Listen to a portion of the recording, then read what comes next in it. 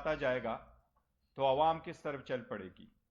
ہماری ساری عوام سے امید درخواست ہے کہ پرامن رہے، لیکن اگر ایسے اقدامات نہ کیے گئے تو ملک کس طرف چل پڑے گا؟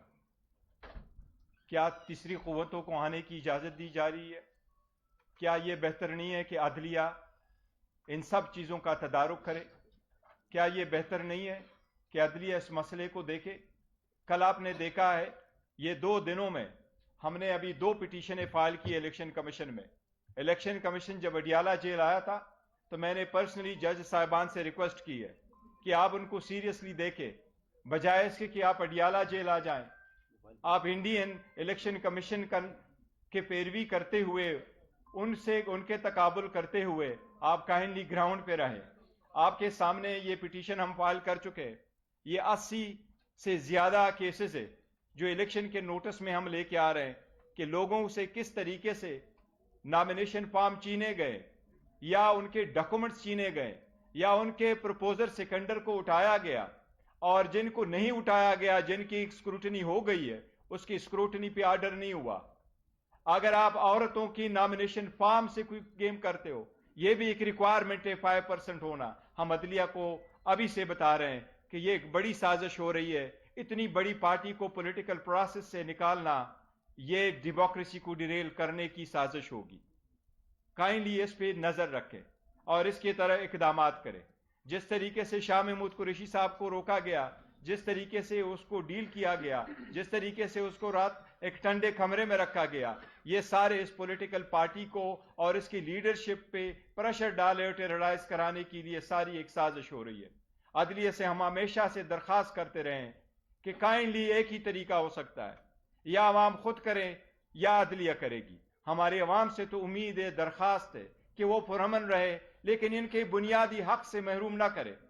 ان کے بنیادی حق اس پروسیس میں پارٹیسپیٹ ہونے کے لیے عدلیہ سے درخواست ہے کہ اس مسئلے کو دیکھے. یہ بیٹ کا مسئلہ ضروری ہے، اس الیکشن پروسیس میں پارٹیسپیٹ ہونا ضروری ہے، اس الیکشن پروسیس کا مکمل ہونا ضروری ہے. اگر سپریم کورٹ نے سوموٹو لیا ہے اور اس بات کو ورسی کر رہی ہے کہ الیکشن 8 فروری ہو، تو اس کا ہر سٹیپ اس وقت تک جب تک سارا final nomination of the return candidate نہیں ہوا ہو، اس سب کے لیے لازم ہے کہ یہ سپریم کورٹ اپنے سپرویژن میں دیکھ لے. آپ سب کا شکریہ. کوسا صاحب کچھ کہنا چاہیں گے تو ٹھیک ہے، کوئی بات نہیں. آپ لے لیں.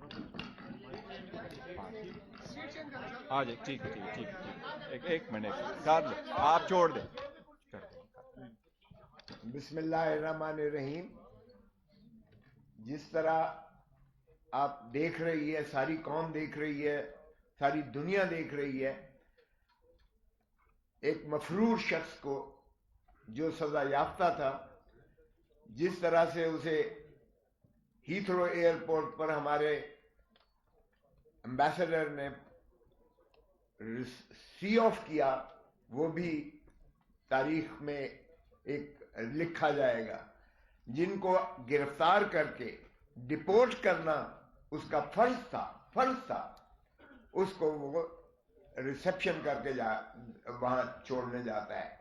اور پھر جس طرح سے اسلام آباد ایئرپورٹ پر بائیو میٹرک مشین چل کے جاتی ہے ہائی کورٹ کی، کمال ہے. ایک طرف تو سابقہ وزیر اعظم کو ہائی کورٹ کے بائیو میٹرک کمرے سے، ہائی کورٹ کے کمرے سے، اسلام آباد ہائی کورٹ کے کمرے سے جس طرح اس کو تشدد کر کے گرفتار کیا جاتا ہے، اور جس طرح ہائی کورٹ کے عملے پر تشدد کیا جاتا ہے، وکلاء پر تشدد کیا جاتا ہے، اس کی ملکیت جو دروازے تو اور جو ٹیبل سے اور جو وہاں چیزیں موجود تھیں کمرے کے اندر، جس طرح ان کو توڑا جاتا ہے اور توڑ پھوڑ کی جاتی ہے، اور اس پر جو ہے آج تک کوئی کارروائی نہیں ہوئی ہے. حالانکہ سپریم کورٹ نے 11 مئی کو کہہ دیا کہ یہ غیر آئینی اور غیر قانونی طور پر انہیں گرفتار کیا گیا، اور ایکسیس ٹو جسٹس کی بنیادی حقوق کو ہی ڈینائل یہ کی گئی.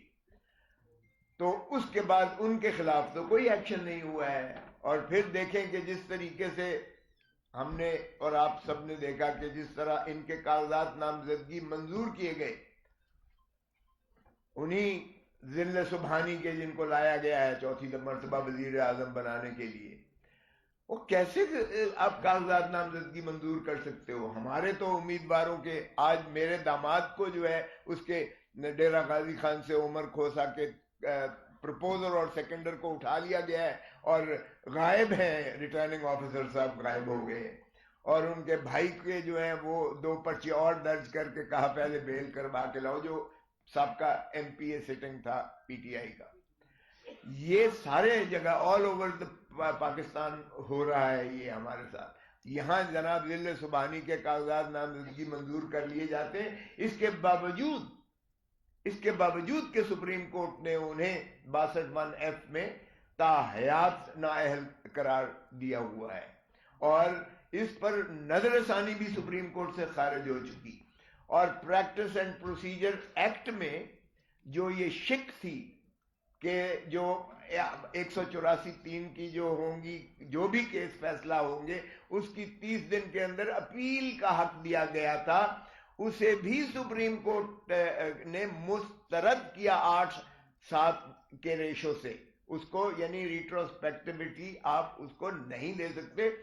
سو جس کا مقصود اور مطلب یہ ہوا کہ وہ پاسٹ اینڈ کلوزڈ ٹرانزیکشن کے زمرے میں آ کر وہ فائنلٹی اٹین کر گئی محترم نواز شریف صاحب کی نااہلی، تاحیات نااہلی۔ اب اگر کوئی ایک طریقہ تھا اس کو دور کرنے کا، کیونکہ وہ تو الیکشن ایکٹ کی 2017 کی جو ترمیم تھی وہ تو سانے آ گئی، تابع آ گئی اس پریکٹس اینڈ پروسیجر ایکٹ کے وہ مسترد کرنے کے اس اپیل کی شک کو۔ سو اس کا مطلب یہ ہوا کہ اگر کسی طریقے سے آپ نے اسے اہلیت دینی ہے یا اس فیصلے کو جو سپریم کورٹ کا ہے اس کو آپ نے اوور ریچ کرنا ہے، تو ایک ہی طریقہ ہے کہ آرٹیکل 184، آرٹیکل 96 میں F1 میں 90(f)(1) میں آپ ترمیم کیجئے گا کہ جو 1C جو 1F کیا ہے کہ جو صادق اور امین نہیں ہوگا وہ تاحیات اس کو نااہل کیا گیا ہے، وہاں آپ ترمیم بھلے کر لیجئے گا کہ اس کی میعاد پرووائڈڈ کر کے کہ میعاد اس کی 5 سال ہوگی، آپ کو آئین ترمیم کرنا پڑے گا، صرف ایک ہی طریقہ ہے۔ اور چونکہ پارلیمان ہے ہی نہیں، آئین تو ترمیم ہو نہیں سکتا ہے، تو یہ ان کے تو بادشاہ سلامت کے جو ہے کاغذات نامزدگی سارے منظور کر لیے گئے، اور ہمارے کسی امیدوار کے ابھی تک جو ہے اعلان نہیں کیا گیا۔ اور کل جو آخری تاریخ ہے اس پر بھی دیکھیے گا کہ کس قسم کی یہ پاکستان کی تاریخ کی بدترین پری پول ریگنگ ہے،